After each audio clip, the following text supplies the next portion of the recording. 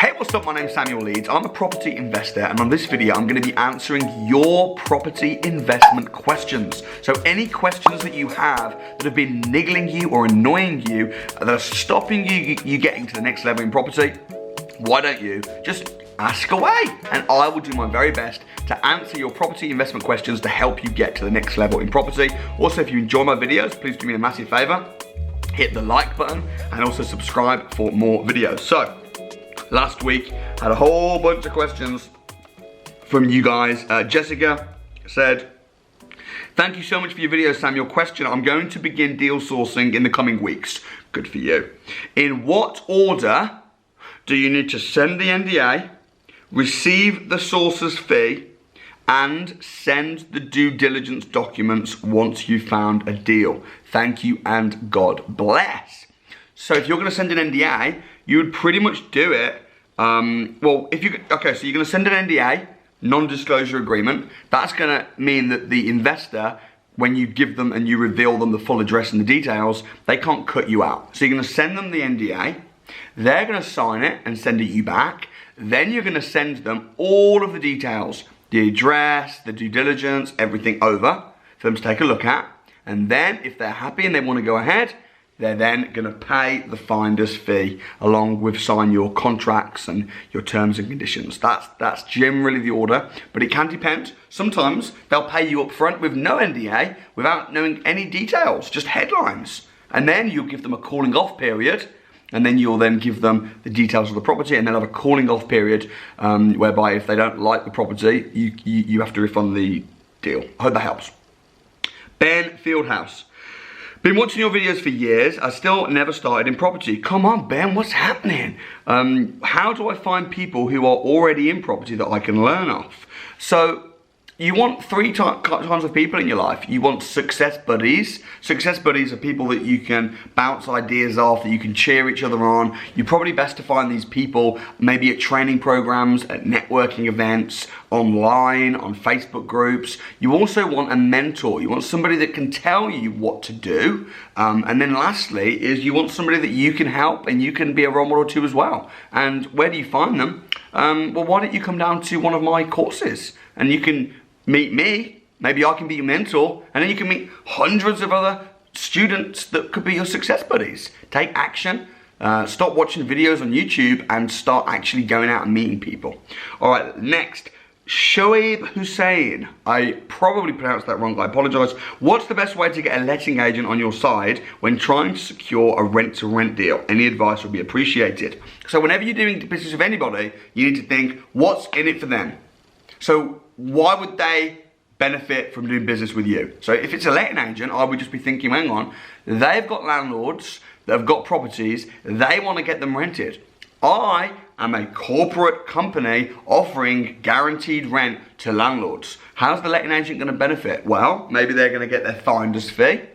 If they want to charge a monthly management fee, maybe they could still do that and just almost get a passive income just for finding me. So think of all the reasons what's going to benefit the agent, what's going to benefit the landlord, and then put your deal forward accordingly.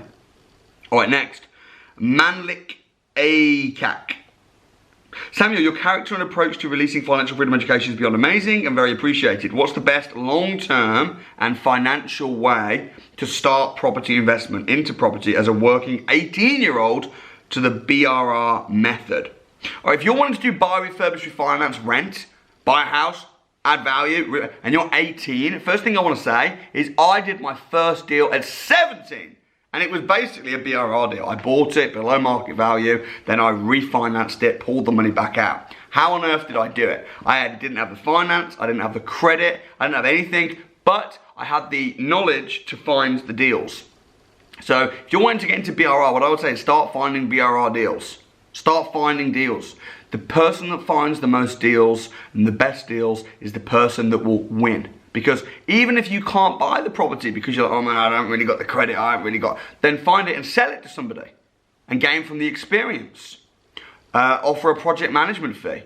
And then once you've got a bit of experience and you can demonstrate that you've done it, then the next deal that you find, get an investor to become a joint venture partner. And then joint venture your way to being a millionaire by age 21. Boom! It's possible. Lots of people have done it.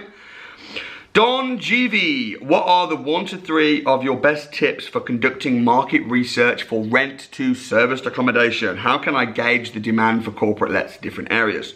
So 1 to 3 best tips for conducting market research for rent to serviced accommodation. Number 1 is you want to find out how much your rooms are going to rent out for, or how much the property is going to rent for on a nightly basis. How are you going to know that? I would say number 1 tip is look at what the hotels are doing.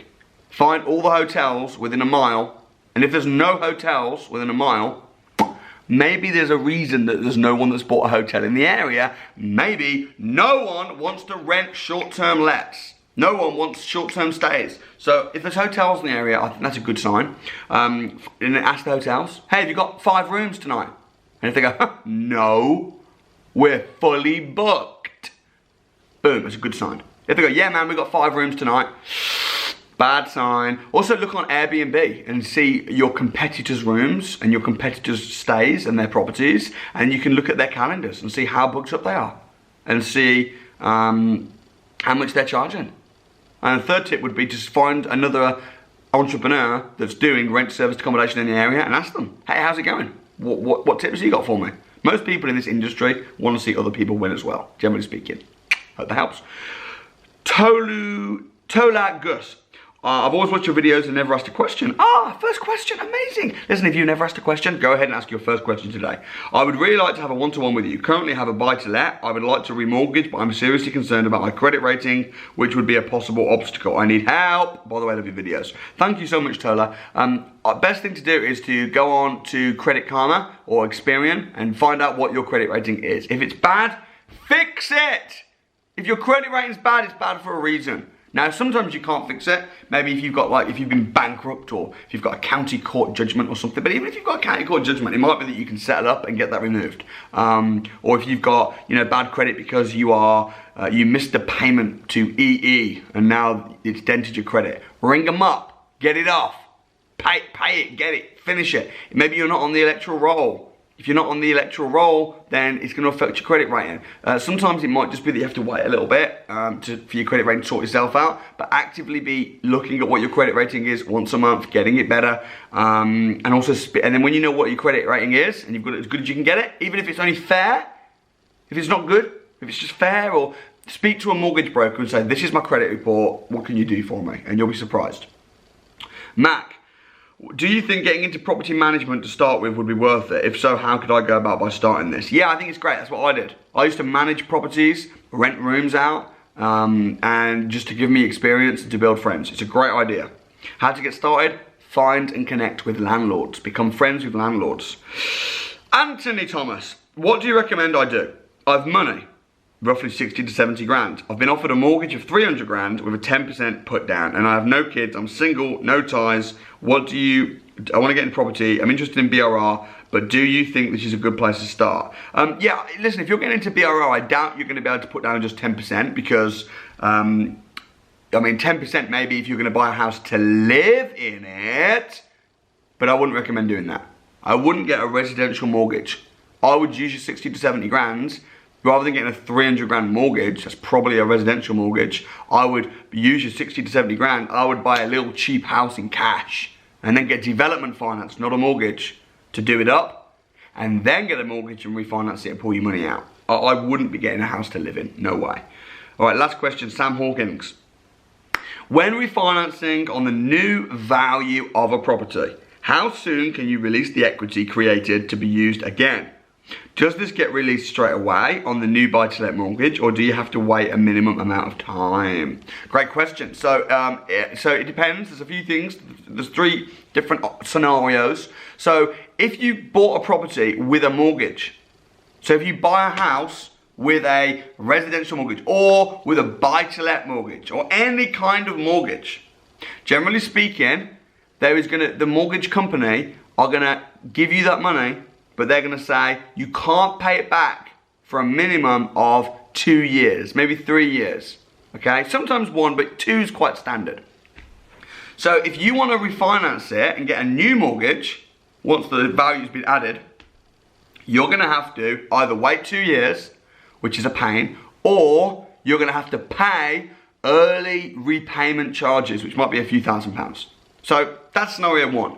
Scenario two is that you buy the property for cash, or you buy it with a bridging loan. The definition of a bridging loan is to bridge the gap between the purchase and the new mortgage. Now, if you do that, generally speaking, you're gonna have to wait 6 months. Because even if you buy a property for cash, most lenders will say, we'll let you refinance once you've owned it for 6 months. However, owning a property for 6 months before you refinance it is standard and not a problem, because it's going to take you a few months to do the refurb anyway. So that's the usual option. But option number three, there are some lenders that will let you refinance straight away, such as Kent Reliance, such as Precise Mortgages. So you can buy a property with a bridging loan or cash or angel investment or whatever, private finance, and you can buy it, you can do it up, and you can refinance straight away, i.e. like 2 weeks later, no problem. But there's only a few lenders that will let you do that, and your rates might not be as preferable if you decided to wait 6 months. I've done this so many times, you can probably tell. And if you enjoy my videos and if you enjoy my content, please do me a favor, hit the like button. Ask more questions below and I will comment, I will help you, I will answer, because I really believe that if you're gonna be successful in property, you may as well bring other people up with you. My name's Samuel Leeds, and I'll see you guys next time.